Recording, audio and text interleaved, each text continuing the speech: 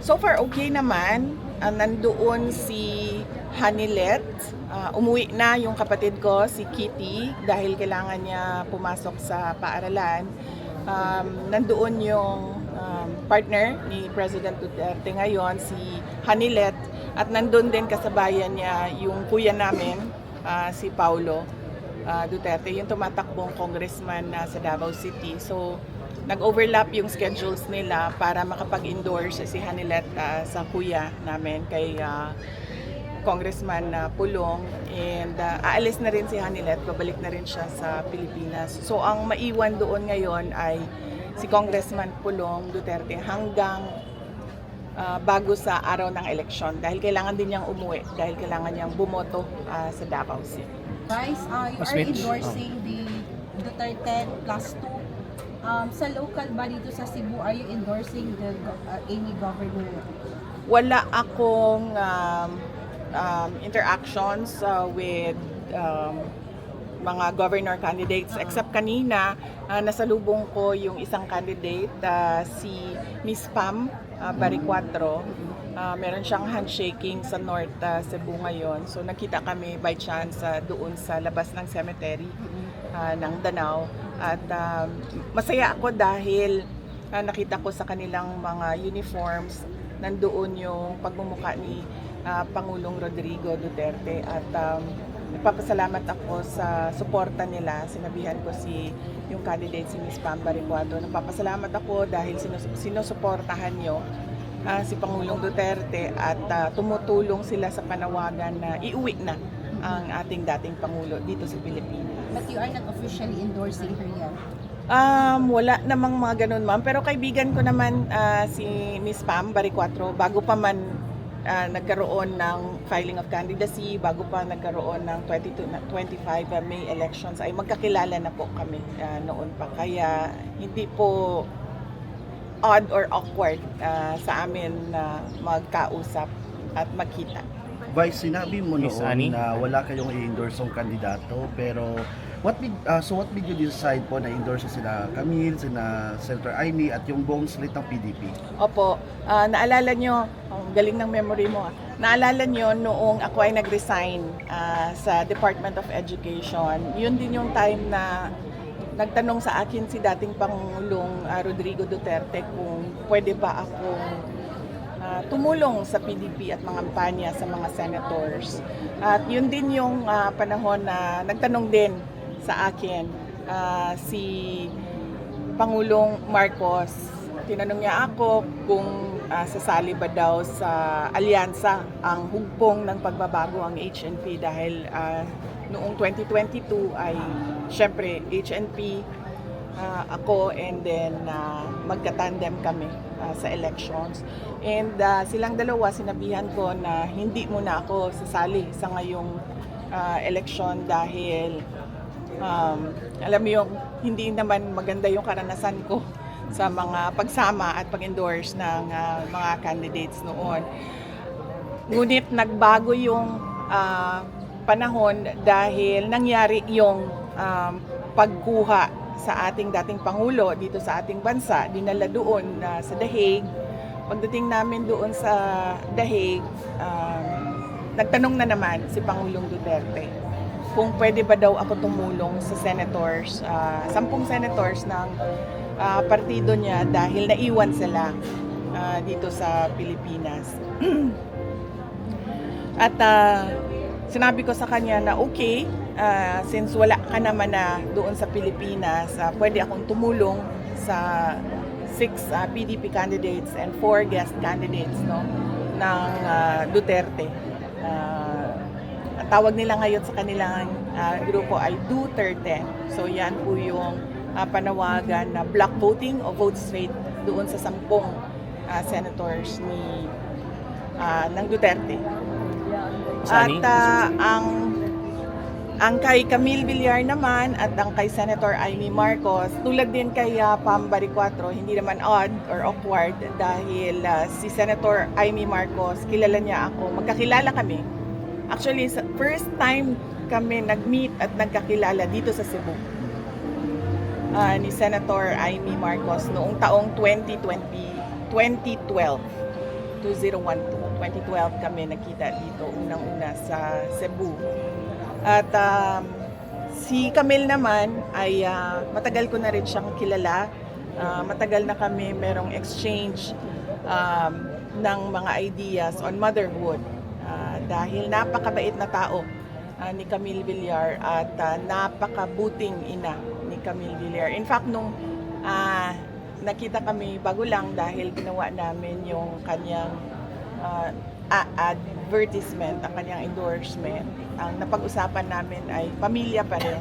No? So sabi ko sa kanya, medyo magiging busy ka dahil kampanya, dahil magiging senator ka. Tulad din sa akin, ganyan din yung pinagdaanan ko noon. No? Nahirapan ako ibalanse yung panahon ko para sa mga anak ko, para sa pamilya ko, at yung trabaho ko. Pero natuto din ako nung ako ay mayor nung 2010. Nung pagbalik ko nung 2016, natuto na ako magbalanse sa pamilya at sa trabaho. In fact, yung isang anak ko ay nandyan, lalakad sa paligid.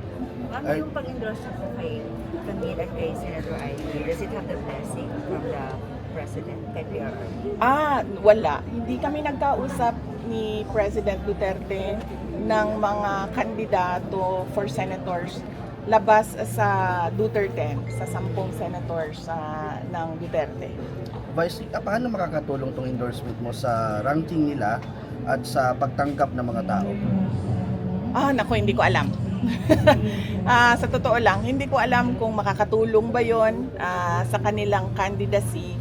Pero yun ang obligation ko sa ngayon, nakiusap ang dating Pangulong Duterte para sa mga senators.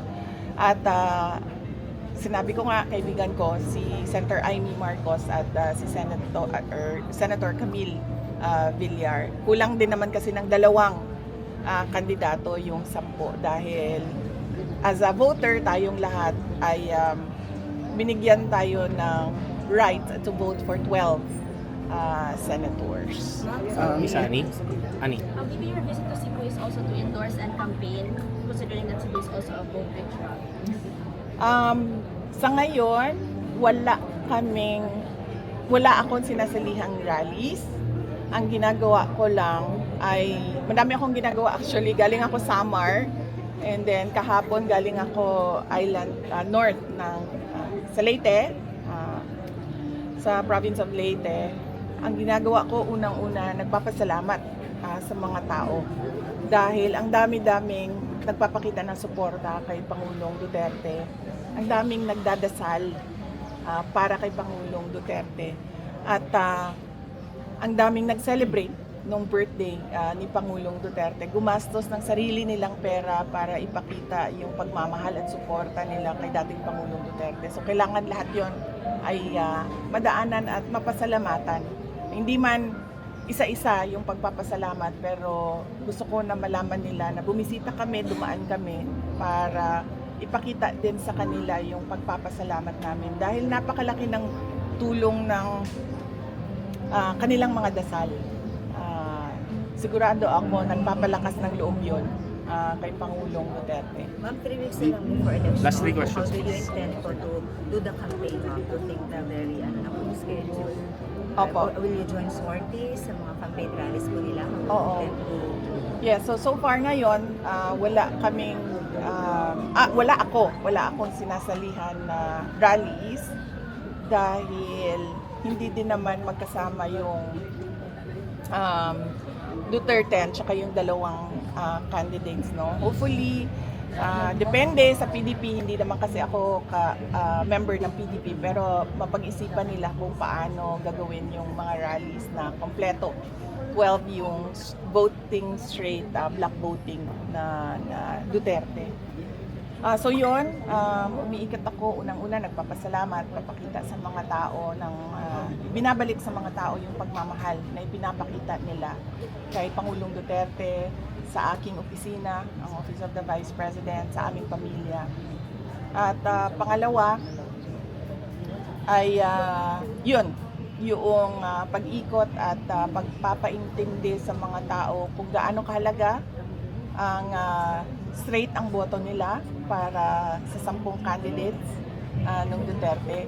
Ang kahalagahan nun ay maituloy kung ano yung nasimulan ni Pangulong Rodrigo Duterte. At itong mga candidates na ito ay nagsabi sila na naiintindihan nila. Kasi kung maalala nyo, noong 2022, ang platform ay unity and continuity. Pero sa nakikita natin ngayon, wala namang continuity. So ito yung mga senators na nagsabi sila, naiintindihan nila kung ano yung vision. That is a peaceful and prosperous Philippines na unfortunately ay hindi natin nakikita sa ngayon. So yun yung pinapaintindi sa mga kababayan natin at sa mga botante. So wala pa pong plano kung halimbawa makompleto ang line-up nila na mag-join kayo sa mga meeting di advance po nila. At least your presence should be there po. Kung na ginagawa ng PRRD. Oo. Kasi noong pag-uwi ko ng galing sa The Hague, meron na silang ginawang schedule na hindi siya nag-jive doon sa schedule ng pasasalamat ko sa mga tao. Dahil pagdating ko, may schedule na ang PDP and pagbalik ko, galing dahil kailangan ko pasalamatan yung mga tao. So kailangan ko daanan lahat yon from Samar to Leyte to Cebu to Negros and then papuntang Mindanao. So hindi nagkatugma yung schedule namin. Pero kagabi lang ay ginagawa namin yung materials namin. Meron akong ginawang video na pwede nilang i-play sa kanilang mga rallies. At bibilisan ko yung pagpapasalamat, pag-ikot sa mga tao para makaabot ako at least man lang a few days before election day at hanapin ko kung ano yung rallies ng mga Duterte. Last two Vice, questions. Gusto ko na makuha yung reaction niyo sa sinabi ni Congressman Ortiga na kaya daw na nag-endorse kayo para makakuha ng kakampi sa Senado para sa impeachment hearing. Anong masasabi mo doon? Hindi ko naman masabi no kung ano yung preparations ng mga abogado sa impeachment. Pero nung pag-uwi ko galing The Hague ay nag-meeting kami dahil isa din yon sa mga inaasikaso ko. At sinabi nila that they are more than confident in winning the impeachment trial, impeachment case. So, yan lang yung masasabi ko. May iba pa po ba kayong Some ika-idol? members of the Congress are also saying that this is your political move. Any comment? Hindi pa kasi ang nag-trigger ng paglabas ko ay yung ginawa nila kay Pangulong Duterte at ay yung ginawa nila na injustice kay Pangulong Duterte na kinuha nila dito sa Pilipinas, sa pilitan nilang sinakay sa airplane na walang mga permiso, walang mga permits at dinala nila doon sa Hague at ipinakulong nila sa mga dayuhan. So kung makita nila, nagsabi naman ako na hindi ako sasali sa campaign na ito, ginawa ko naman yon. Pero nangyari yung kay Pangulong Duterte at nagkausap kami doon sa Hague at sabi niya wala na ako, so pwede bang tulungan mo yung mga senators? So sabi ko oo, kaya ko yan gawin dahil nagawa ko naman yan noong 2016, 2019, 2022. So it's nothing different ngayon except that nadagdagan siya nung pagpapasalamat sa mga tao dahil sanabi ko nga napakalaki ng suporta ng sambayanan kay Pangulong Duterte at ang daming kung makita ninyo sa mga paglibot namin, ang daming umiiyak at nagsasabi na ibalik dapat ang dating Pangulo dito sa Pilipinas. Ma'am, Last question. Yung pag-arrest talaga, ma'am, yung talaga yung nagpabago ng puso at decision mo really to campaign for candidates po. That triggered po really your, the change of heart, change of mind to endorse candidates. Yes, ma'am. Opo. Kasi nung una, sinabi ko nga, hindi ako sasali sa election na ito. Hindi naman ako kandidato ngayong election na ito. Wala namang presidential elections na darating na malapit na. Malayo pa naman yung presidential elections. Ang aking impeachment, sinasabi ng mga lawyers, they are more than confident na mananalo sila sa impeachment. Ako naman, I am most confident with the lawyers working on my impeachment case. So, yun lang.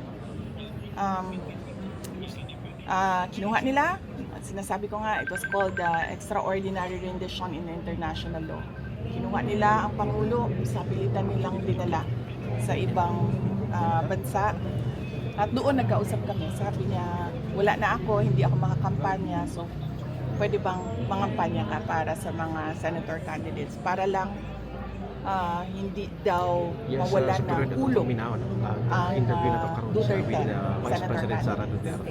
Baka pwede lang kayo mag-comment dun sa ICC junking Duterte's comms request para ilimit po ang mga witnesses who can present national ID for passport. That is best asked siguro no sa lawyer ni Pangulong Duterte sa ICC case niya kasi sila din yung nandoon sa loob ng korte nakikipag-usap sa prosecutors at gumagawa ng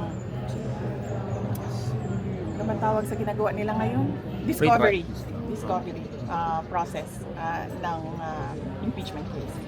Last question. Your reaction lang po, VP, sa approval ratings po sa COSASIA. Opo, COSASIA. Yours increased po and the other three highest ranked officials decreased, VP. The Yes, trust yes. And then, ano yung isa, Opo. Jace?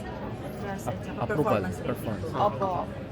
Well, nagulat ako nung nakita ko yung numbers ng pagtitiwala ng mga tao sa akin dahil sa sobrang dami ng lumabas ng paninira sa kung saan man, galing sa mga politiko, galing sa social media, lahat, all sides, merong paninira. Nakakagulat na tumataas yung numbers at naisip ko na sa sobrang sira nila ng pangalan ko, sinabi ko na ito noon sabi ko, hindi naman kasi lumilipat sa numbers ni Martin Romualdez. Kasi nga, sinabi ko nga din noon na kapag hindi ako tumakbong presidente, hindi pupunta yung boto ko kay Martin Romualdez, pupunta siya sa ibang kandidato. Dapat naiintindihan nila yan ngayon.